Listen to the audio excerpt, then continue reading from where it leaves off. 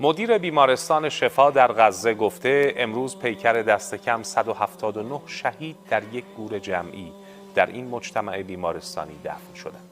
مدیر بیمارستان شفا این را هم گفته که در میان پیکرها 7 نوزاد نارس بودند که به دلیل کمبود برق جان خود را از دست دادند.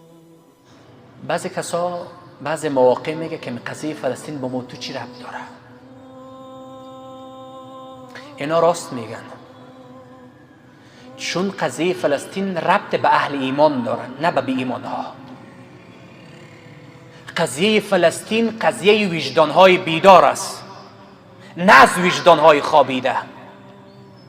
قضیه فلسطین قضیه جهاد هست. قضیه فلسطین قضیه حاجی سی بجا درس دارم خیلی ببخشید حال خبری وکړه. قضیه فلسطین قضیه جهاد هست، قضیه حق علیه باطل است، قضیه جهاد